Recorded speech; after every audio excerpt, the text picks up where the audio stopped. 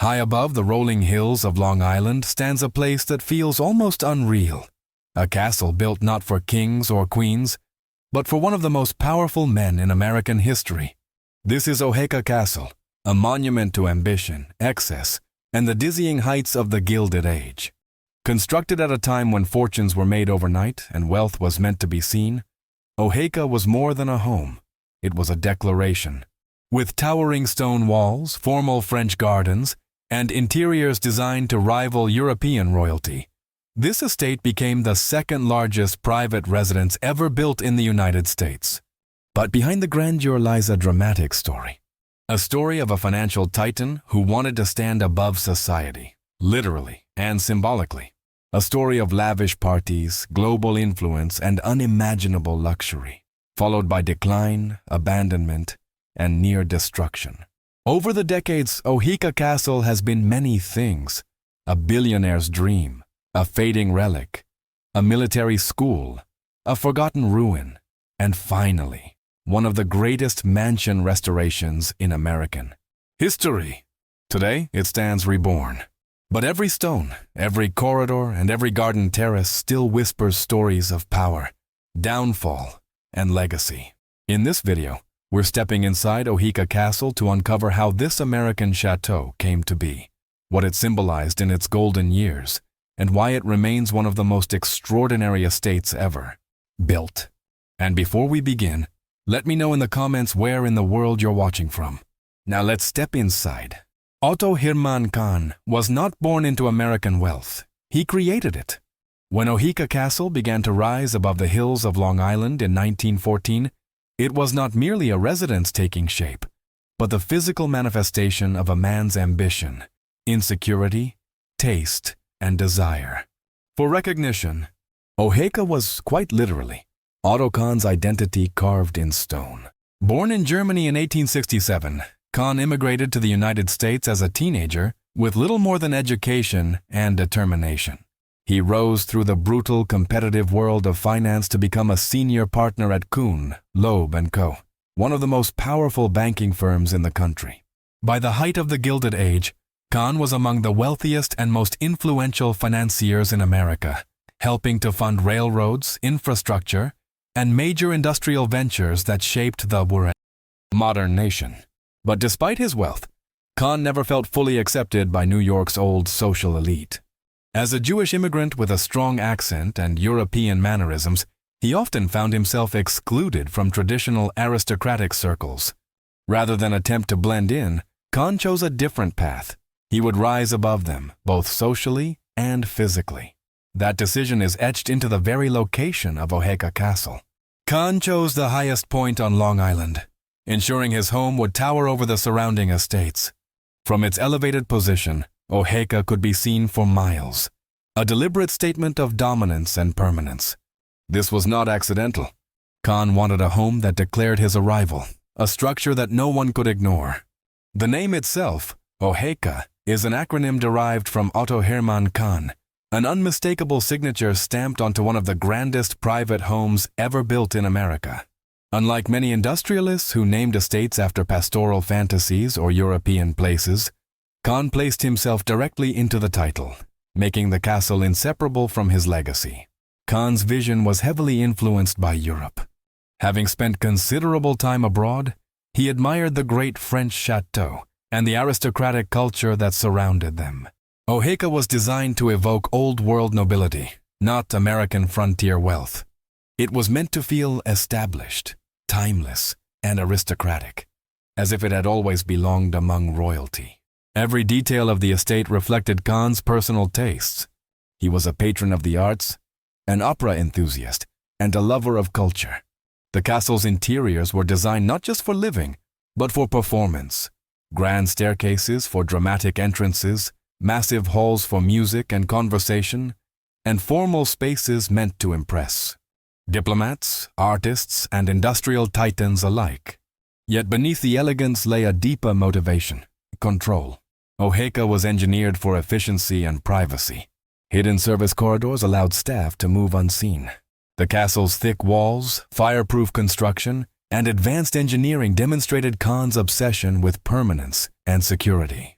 This was a man who understood instability and intended his home to defy it. In many ways, Oheka Castle was Kahn's answer to a society that questioned his place within it. If he could not inherit aristocracy, he would build it. If doors were closed, he would construct a castle so monumental that it rewrote the rules of acceptance. Oheka was not just where Otto Hermann Kahn lived. It was how he chose to be remembered. A monument to ambition, resilience, and the belief that legacy could be engineered as meticulously as stone, steel, and marble. When Oheka Castle was completed in 1919, it instantly secured its place among the most extraordinary private residences ever built in the United States.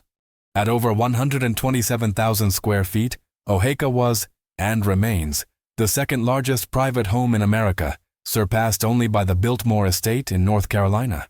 But unlike Biltmore, which was built as a rural retreat, Oheka was intended as a statement of power within reach of New York City itself. The scale of the castle is difficult to comprehend until it is broken down. Oheka originally contained 126 rooms, including dozens of bedrooms, grand salons, libraries, music rooms, and formal entertaining spaces. It featured multiple grand staircases, long gallery corridors, and ceilings soaring over 20 feet high in its most impressive rooms. Every element was designed to overwhelm the senses, not through excess clutter, but through sheer architectural magnitude. At a time when even wealthy families lived in comparatively modest mansions, Oheka stood apart as something almost mythical. Most Gilded Age estates were large. Oheka was monumental. The structure stretches over 500 feet in length, creating a palace-like horizontal presence that mirrors European royal residences more than American homes. Its massive size was no accident. Otto Hermann Kahn understood that in the Gilded Age, scale itself was a language. Bigger meant stronger. Larger meant more important. A house of this size sent a message before a single guest stepped inside. This was not a home built for comfort alone. It was built to command respect. Despite its enormity, Oheka was remarkably efficient for its time. The castle incorporated state-of-the-art engineering, including a steel-reinforced concrete frame, fireproof construction, and advanced electrical and plumbing systems. These innovations allowed the structure to safely support vast open rooms without compromising stability, an architectural achievement that few private residences could match in the early 20th century. The sheer volume of materials required to build Oheka was staggering. Thousands of tons of steel, limestone, and concrete were hauled to the highest point on Long Island. Skilled craftsmen worked for years carving stone, laying marble, and installing custom woodwork. No shortcuts were taken. This was construction on a near-industrial scale, executed with aristocratic precision. Yet what truly sets Oheka apart is how its size was experienced. Unlike many massive estates that feel fragmented or maze-like, Oheka was designed with symmetry and flow in mind. Long axial views connect rooms, hallways align perfectly, and windows frame the surrounding landscape like living paintings. The castle feels intentional, not chaotic, vast yet controlled. Operating a home of this scale required an army. At its peak, Oheka employed dozens of full-time staff, including butlers, maids, cooks, gardeners, and maintenance crews. Entire sections of the castle were dedicated to service operations, ensuring that guests experienced seamless luxury without ever seeing the machinery behind it. Over time, the very size that made Oheka legendary would also become its greatest burden. As economic conditions shifted and taxes rose, maintaining America's second-largest private home became unsustainable. The castle's grandeur, once its defining strength, turned into a liability few could manage. Still, the scale of Oheka remains one of its most astonishing features. Even today, standing before its massive facade, it is impossible not to feel dwarfed by the ambition it represents. Oheka Castle is not merely large. It is a reminder of a brief moment in American history when wealth knew no limits, and homes were built not just to live in, but to last forever. Oheka Castle may stand on Long Island, but its soul belongs to France. From the moment Otto Hermann Kahn began planning his estate, he made one thing clear. This would not resemble an American mansion. Instead, it would echo the great French château that had symbolized aristocratic power for centuries. Kahn was deeply influenced by European culture. Unlike many American industrialists who embraced rugged or eclectic styles, he gravitated toward the refined elegance of French Beaux-Arts architecture. To bring this vision to life, he commissioned Delano and Aldrich, one of the most prestigious architectural firms of the era, known for designing elite homes that balanced classical beauty with modern engineering. The chateau inspiration is evident the moment one sees Oheka's facade. The symmetrical limestone exterior, steep slate roofs, tall chimneys, and balanced wings all reflect the influence of grand estates found in the Loire Valley. The building's proportions were meticulously calculated to convey harmony, authority, and permanence, hallmarks of French aristocratic design. Unlike medieval castles built for defense, Oheka follows the chateau tradition, a palace meant to impress rather than protect. Its wide windows flood the interior with light, while terraces and balconies create seamless transitions between architecture and landscape. This emphasis on openness and balance was a deliberate rejection of dark, fortress-like designs. Inside, the French influence continues. The grand staircases were inspired by royal residences, designed to create dramatic entrances and ceremonial movement through space. Ceiling heights were exaggerated to enhance light and acoustics, making rooms suitable for concerts, receptions, and intellectual gatherings, not unlike salons in Parisian palaces. Kahn's admiration for French culture extended beyond architecture into lifestyle. Oheka was meant to operate as a modern chateau, hosting artists, musicians, diplomats, and industrial leaders in an environment that encouraged conversation, performance, and refinement. The house was a stage, and every guest was part of the spectacle. Even the materials chosen reflected this European ambition. Limestone imported and quarried to resemble French stone, slate roofs reminiscent of rural France, and classical detailing all worked together to blur the line between New York and Versailles. Visitors often remarked that Oheka felt transported, as though it had been lifted from Europe and set down on American soil. The chateau influence was also symbolic. In Europe, chateau represented lineage, stability, and inherited power. In America, Kahn had none of those advantages. By building a chateau, he was not imitating royalty. He was manufacturing legitimacy. Oheka was his way of asserting that wealth, culture, and intellect could rival bloodlines. This architectural choice also separated Kahn from his contemporaries. While many Gilded Age tycoons favored Renaissance revival or eclectic blends, Oheka's design was cohesive and disciplined. It projected confidence, not chaos, a carefully curated image of control and refinement. Today, Oheka Castle remains one of the finest examples of chateau-inspired architecture in the United States. Its French influence is not a superficial style choice, but the foundation of its identity. It stands as proof that architecture can transcend geography, and that ambition, when paired with vision, can reshape landscapes and history alike. When Oheka Castle was completed in 1919, its cost stunned even the wealthiest circles of American society. Otto Hermann Kahn reportedly spent approximately $11 million to build the estate, an astronomical figure at the time, especially for a private residence. Adjusted for inflation today, that amount would exceed $200 million, placing Oheka among the most expensive homes ever constructed in U.S. history. But the true story of Oheka's price tag goes far beyond a single number. Every dollar spent was intentional, calculated, and symbolic. Kahn was not merely paying for size, he was purchasing permanence, prestige, and cultural legitimacy. The foundation alone represented a massive investment. Because Oheka was built on the highest point of Long Island, the terrain had to be reshaped extensively.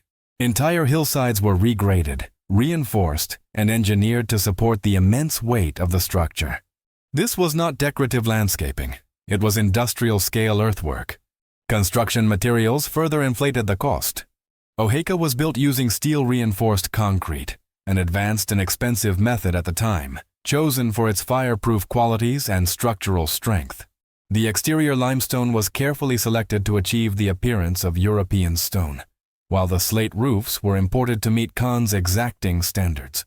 Inside the castle, expense became spectacle. Marble floors, hand-carved wood paneling, custom ironwork, and gilded details filled the public rooms. Nothing was mass-produced.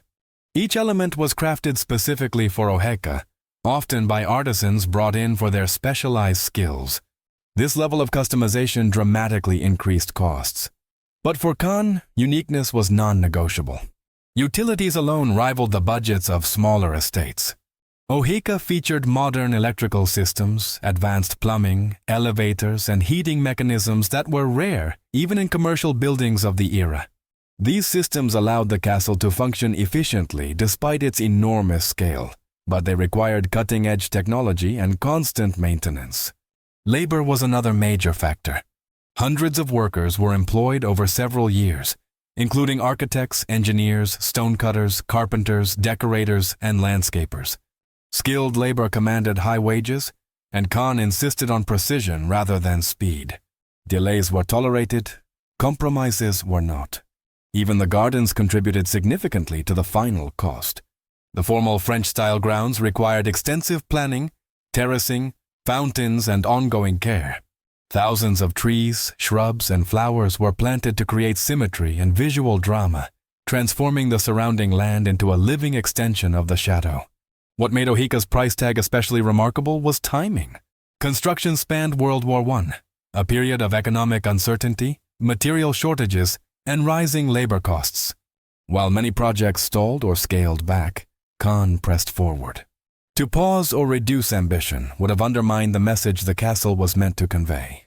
Yet the irony of Oheka's legendary cost is what followed. Within just a few decades, the same extravagance that made the castle iconic rendered it nearly impossible to maintain. Taxes soared, staff costs mounted, and fortunes shifted. What was once a symbol of limitless wealth became a financial burden few could shoulder.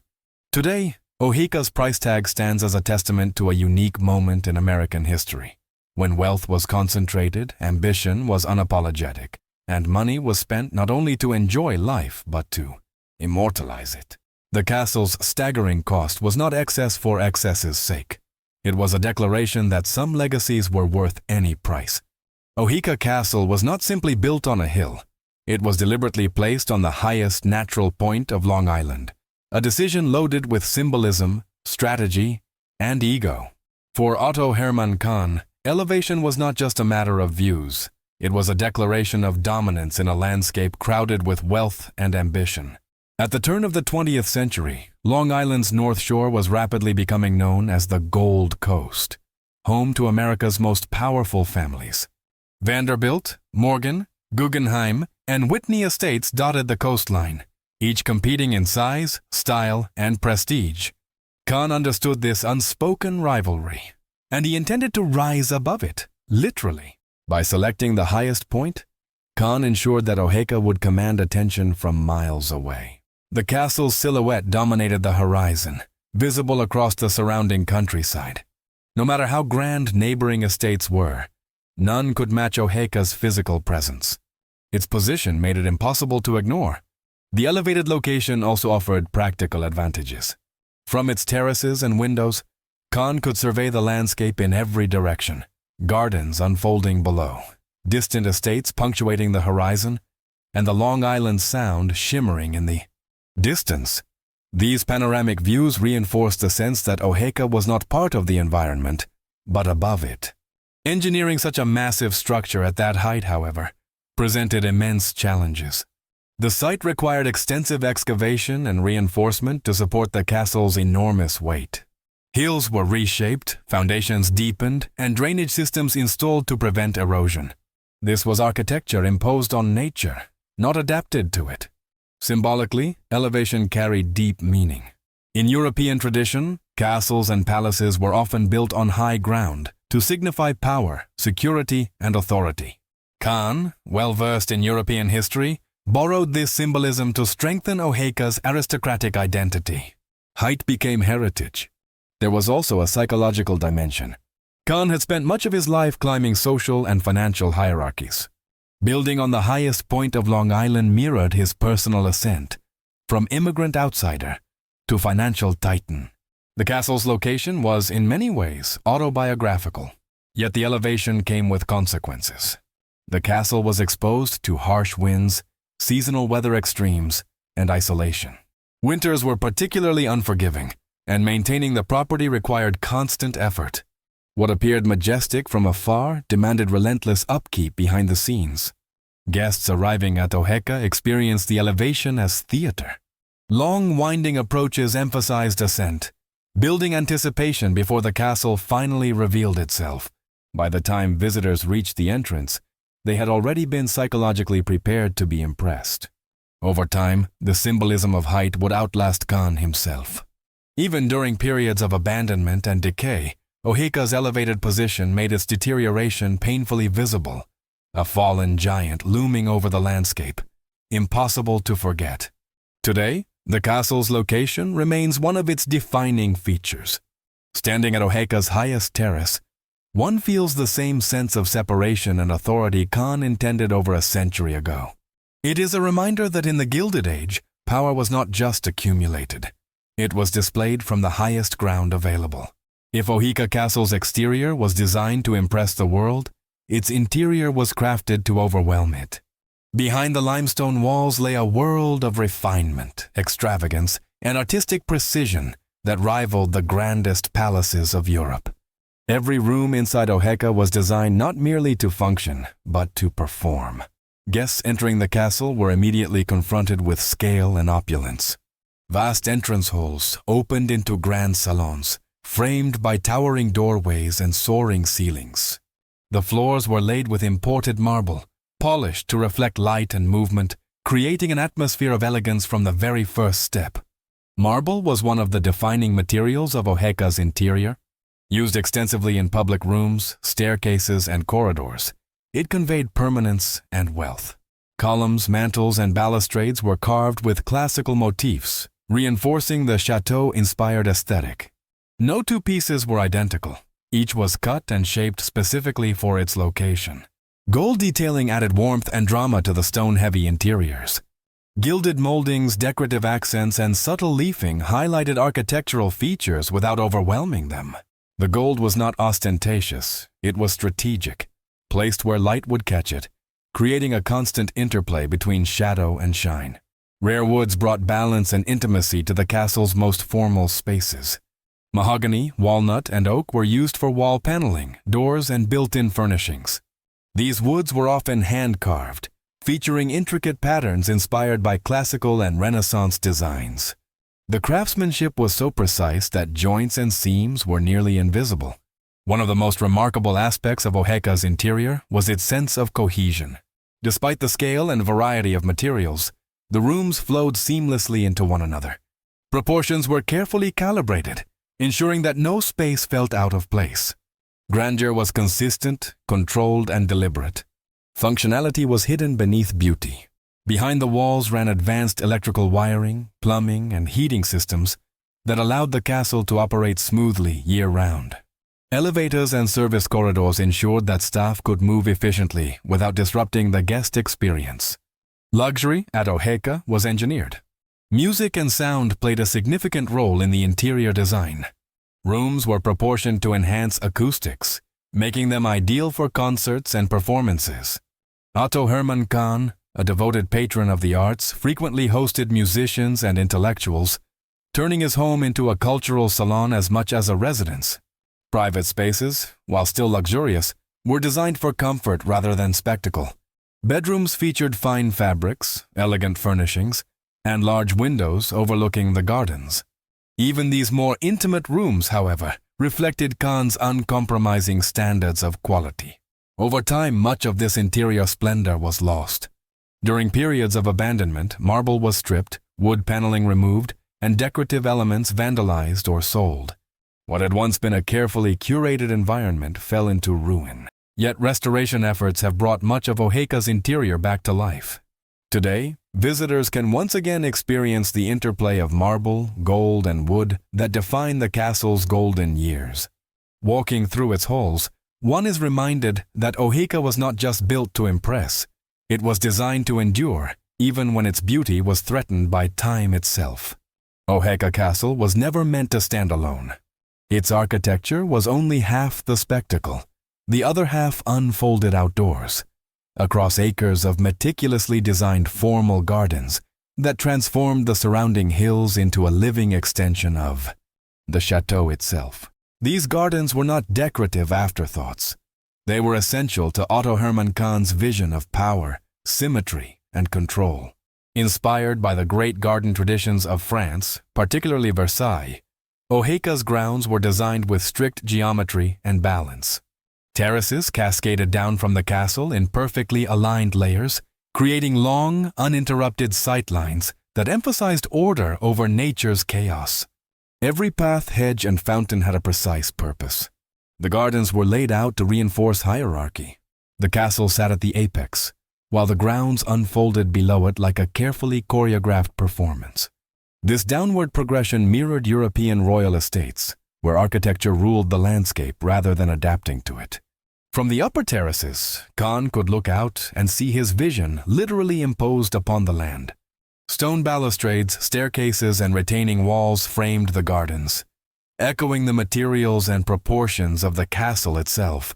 These architectural elements blurred the line between building and landscape, making the entire estate feel unified and intentional.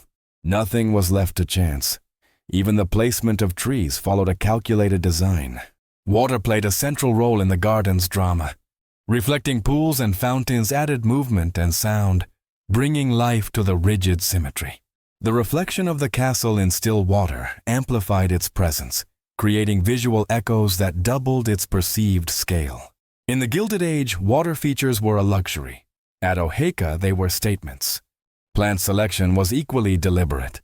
Rows of manicured hedges, seasonal flower beds, and carefully pruned trees maintained visual consistency year-round. Gardeners worked constantly to preserve clean lines and proportions, ensuring that growth never disrupted the design. Nature at Oheka was disciplined.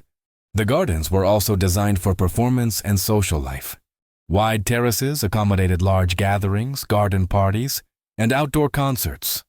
Guests moved through the grounds along predetermined paths, guided by sightlines that revealed the castle from ever-changing perspectives. The landscape itself became a stage. Maintaining such gardens required enormous resources. A dedicated team of gardeners worked year-round, trimming, replanting, and repairing damage caused by weather. The cost of upkeep was staggering, rivaling that of the castle's interior operations.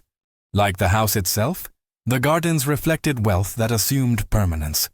After Kahn's era, the gardens suffered the same fate as the castle. Neglect, overgrowth, and vandalism erased decades of careful design. Once crisp lines blurred, fountains dried up, and terraces crumbled. The landscape that had once symbolized control became a testament to loss.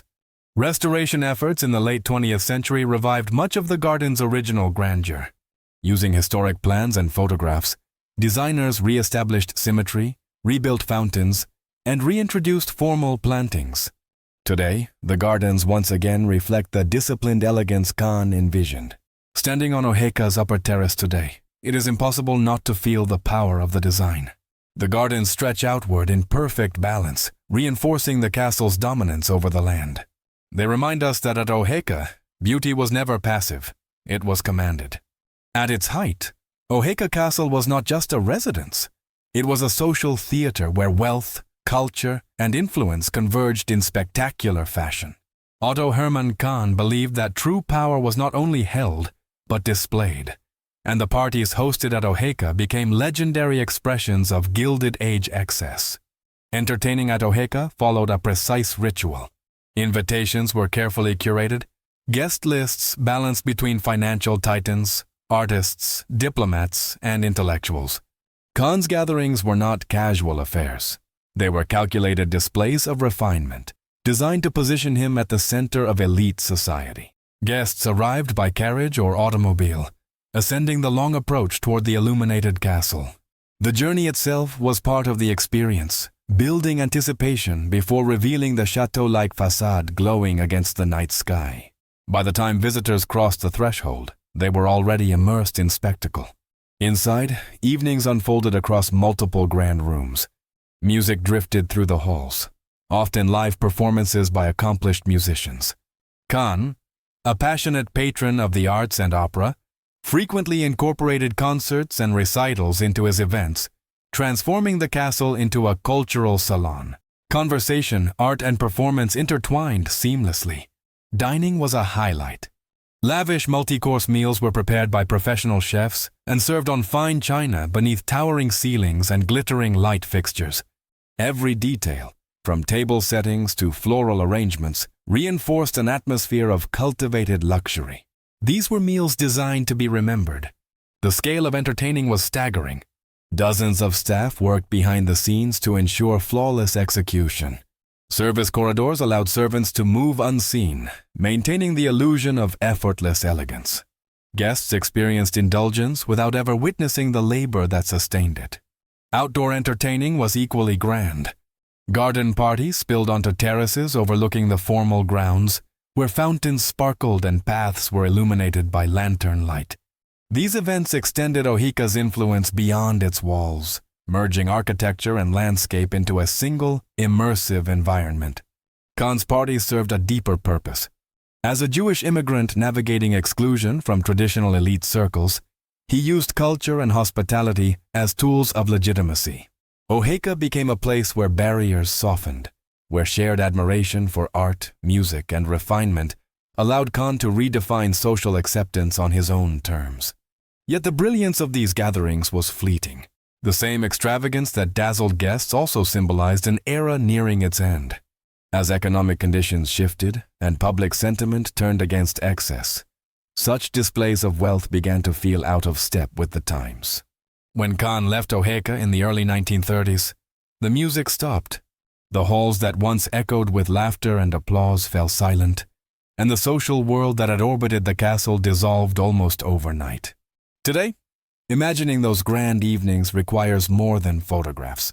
It demands an understanding of a time when wealth was theatrical, hospitality was political, and homes like Oheka were stages upon which American ambition performed at its most extravagant. Oheka Castle was born at the peak of the Gilded Age, and like many symbols of that era, its decline was swift, dramatic, and unavoidable.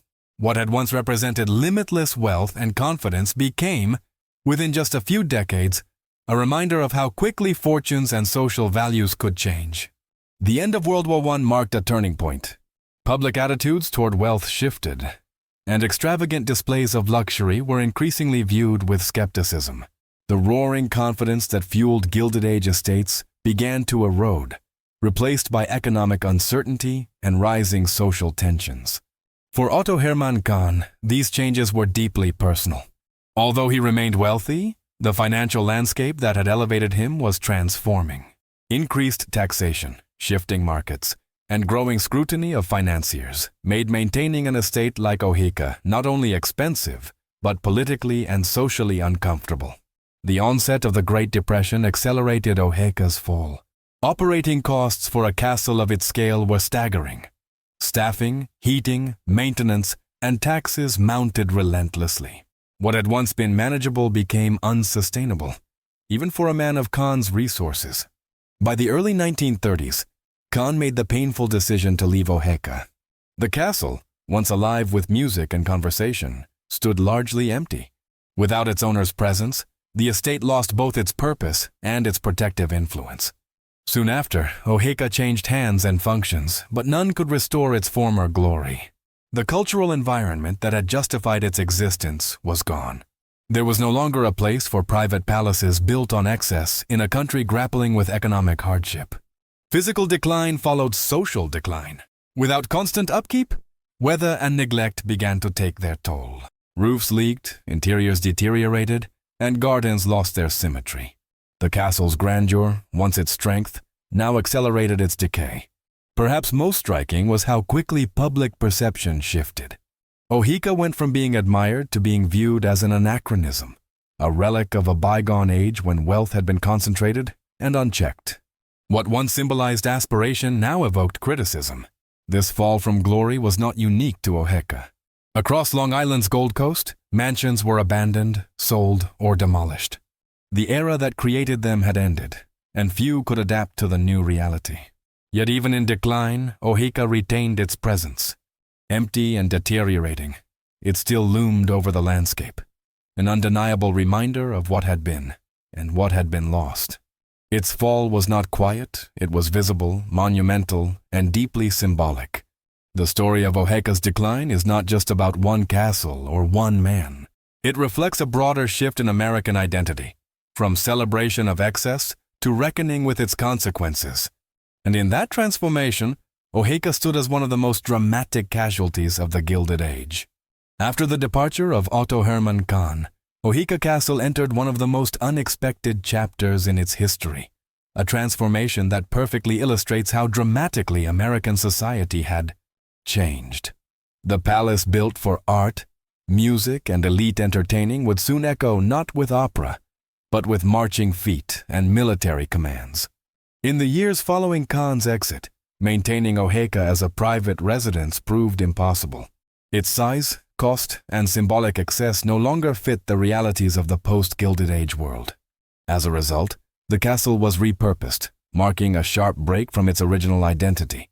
Oheka was eventually acquired and converted into a military academy, a role that could not have been further from its origins.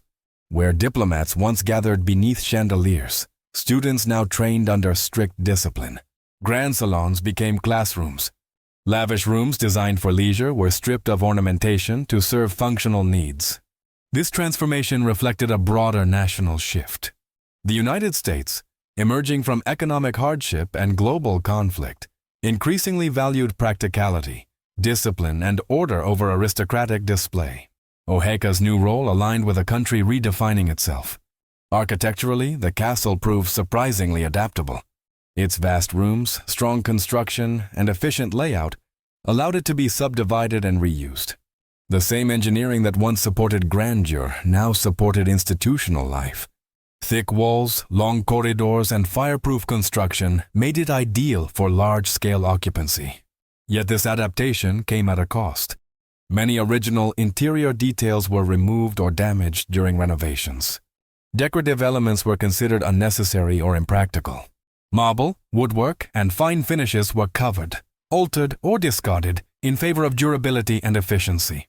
Emotionally, the contrast was striking. Oheka, once a symbol of individual ambition and personal legacy, became a place of uniformity and routine. Identity was no longer expressed through architecture, but suppressed by it. The castle's original purpose was slowly erased. For those who studied or worked there, Oheka was no longer a fantasy. It was simply a building. Few understood the depth of its history or the cultural weight it carried. The castle's past faded into the background, overshadowed by daily drills and schedules. Despite the loss, this period inadvertently saved Oheka from immediate destruction. While many Gold Coast mansions were demolished, Oheka remained occupied, maintained at a basic level, and structurally intact. Its utilitarian role preserved its bones, even as its soul was diminished. Eventually, even the military school could not sustain the property. Changing educational models and rising costs led to its closure, leaving the castle vulnerable once more. When Oheka was finally abandoned, it stood stripped of luxury, heavy with history, and uncertain of its future. This chapter of Oheka's story is a powerful reminder of how architecture reflects societal values. A castle built to celebrate wealth became an institution built to enforce discipline. In that transformation, Oheka mirrored America's shift from indulgence to restraint, a transition written into its walls. When Oheka Castle was finally abandoned, it entered the darkest chapter of its existence. Without a clear purpose, funding, or protector, the once magnificent chateau began a slow and devastating descent into ruin. What had taken millions of dollars and years of craftsmanship to create unraveled in silence. Empty buildings decay faster than occupied ones, and Oheka was no exception. Roofs leaked, allowing water to seep into walls and ceilings. Freezing winters cracked stone and plaster. Without constant heating and ventilation, moisture spread unchecked, accelerating structural damage throughout the castle. Vandalism soon followed abandonment. Trespassers stripped the interior of anything that could be removed or sold. Marble was pried from floors and fireplaces. Wood paneling, doors, and decorative moldings disappeared. Chandeliers vanished, What could not be stolen was often destroyed. The gardens suffered as well. Once perfect symmetry dissolved into overgrowth. Fountains dried up. Terraces crumbled as retaining walls weakened. Nature reclaimed the disciplined landscape, undoing decades of meticulous design in just a few years. Perhaps most heartbreaking was the loss of craftsmanship. Hand-carved details, custom finishes, and one-of-a-kind architectural elements were irreversibly damaged. These were not items that could simply be replaced. They represented skills, time, and artistry that belonged to another era. By the mid-20th century, Oheka was widely regarded as a lost cause. Restoration seemed financially impossible. The cost of repairing structural damage alone was staggering, and few investors were willing to gamble on a decaying relic of excess. Demolition was seriously considered. Photographs from this period reveal a haunting transformation. Grand halls stood empty, littered with debris. Windows were broken, exposing interiors to the elements. The castle loomed like a ghost over Long Island, massive, silent, and wounded. This fate mirrored that of many Gold Coast mansions. One by one, estates were abandoned or destroyed, erased to make way for suburban development. Oheka appeared destined to join that list, another casualty of changing values and economic realities. Yet even in ruin, Oheka's presence was undeniable. Its massive structure refused to collapse entirely. The same engineering that once supported luxury now resisted total destruction. Beneath the decay, the bones of the castle remained strong. The years of abandonment became a critical turning point. Every season of neglect increased the risk of permanent loss, but also heightened awareness of what was at stake. Preservationists, historians, and visionaries began to recognize that if Oheka were to survive, intervention would need to be extraordinary. Standing on the brink of oblivion, Oheka Castle waited, battered, stripped, and scarred, for one final chance at redemption. The next chapter would determine whether it vanished forever or rose again. By the time serious restoration efforts began, Oheka Castle was on the brink of permanent loss. What followed was not a simple renovation, but one of the most ambitious and costly historic mansion restorations ever attempted in the United States. Saving Oheka required vision, patience, and an almost reckless belief that the impossible could be undone. In the late 1980s, developer Gary Melius acquired the property, fully aware of its deteriorated state.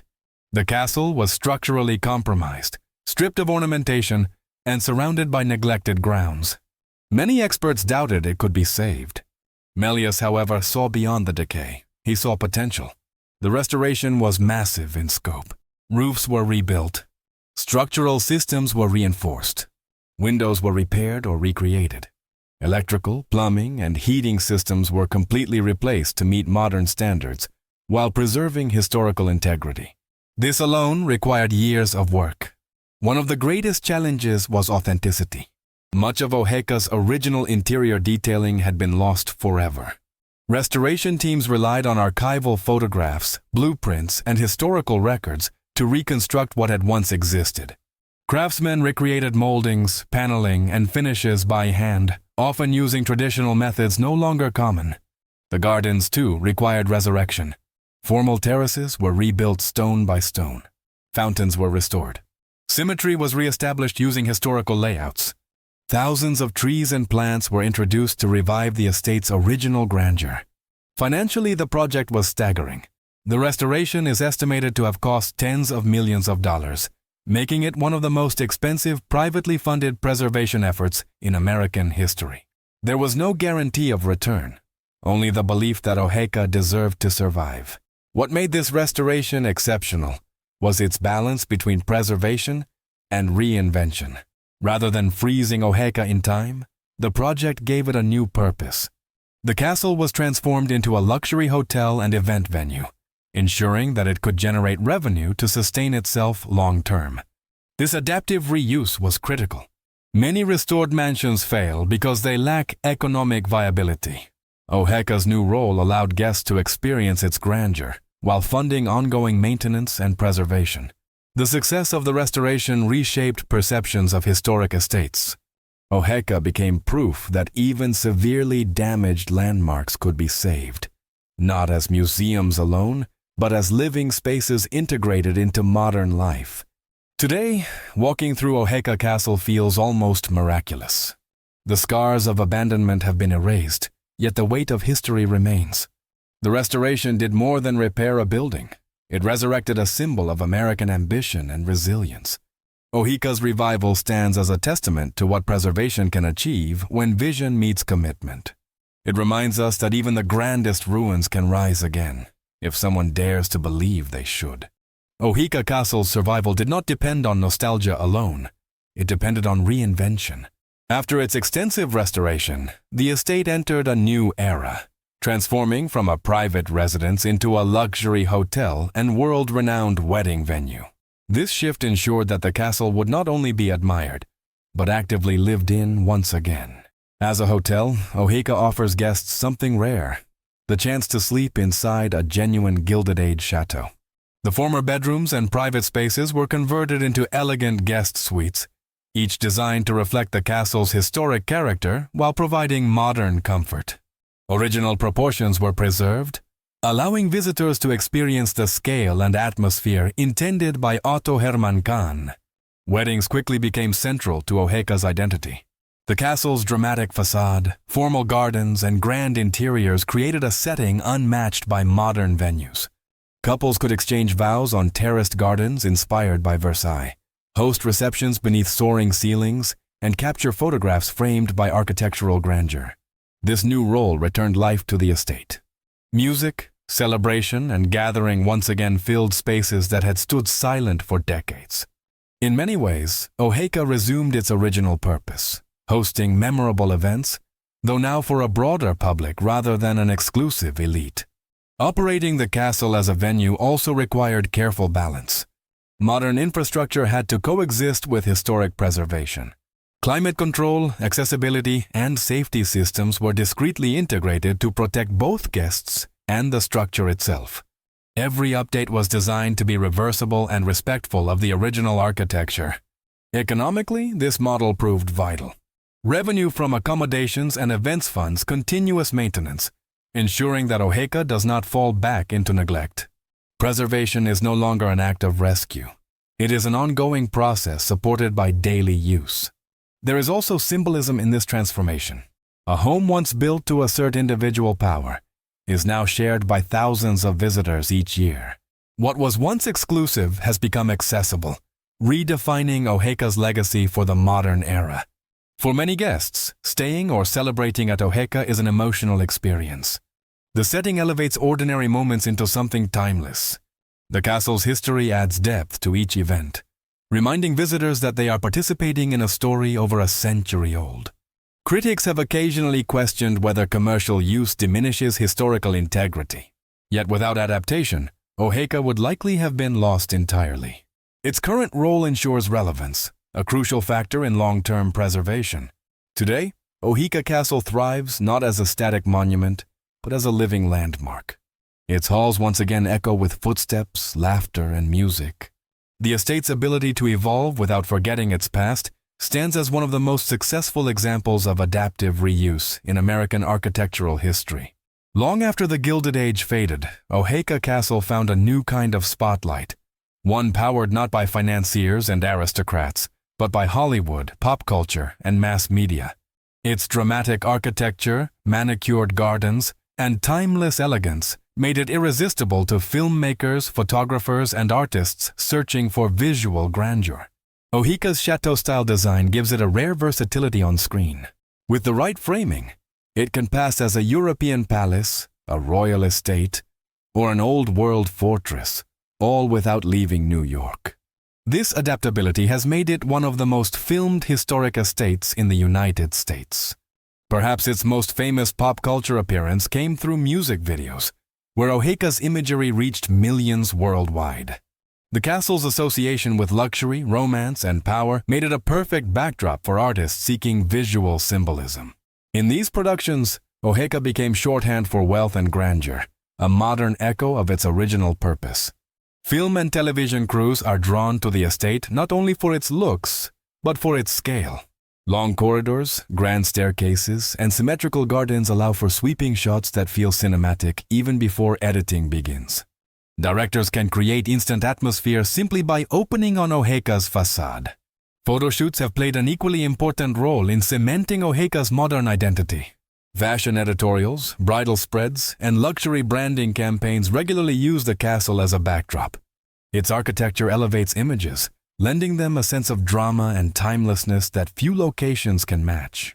This visibility has reshaped public perception. For many people, Oheka Castle is first encountered not through history books, but through screens. They recognize it as that castle from a video, or the wedding place from social media, often discovering its deeper history only later. There is an irony in this cultural rebirth. A home once built to assert elite status now thrives in an age of mass exposure.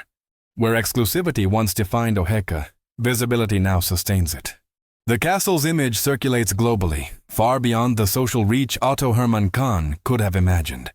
Pop culture has also helped preserve Oheka. Filming fees and publicity generate revenue and awareness, reinforcing the castle's relevance. Each appearance renews interest, drawing new visitors who might otherwise never engage with historic architecture. Critics sometimes argue that pop culture trivializes history. Yet at Oheka, it has done the opposite, keeping the estate alive in the public imagination. By adapting to contemporary storytelling, the castle ensures that its image does not fade into obscurity. Today, Oheka exists simultaneously as history and icon. It is a Gilded Age monument, a luxury venue, and a recognizable cultural symbol. In front of the camera, it continues to do what it was always meant to do: command attention. Oheka Castle is more than a surviving mansion.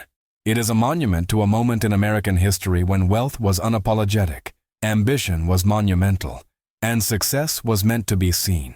Even among the grand estates of the Gilded Age, Oheka stands apart as a symbol of excess taken to its highest expression. Unlike inherited European palaces, Oheka was built by a self-made financier in a nation still defining its elite. Otto Hermann Kahn did not rely on bloodlines or centuries of legacy. He used architecture to declare his arrival, constructing a château that rivaled royal residences across the Atlantic. The castle's sheer scale alone places it at the peak of American wealth. At over 127,000 square feet, built with fireproof materials, rare craftsmanship, and custom engineering, Oheka represented resources so vast they bordered on the unimaginable. It was wealth translated into permanence. Yet Oheka's power lies not only in its size, but in its intent. Every choice, from its elevated location to its French-inspired design, was deliberate. The castle was meant to dominate its environment, to broadcast stability and control in an era when fortunes could rise and fall overnight.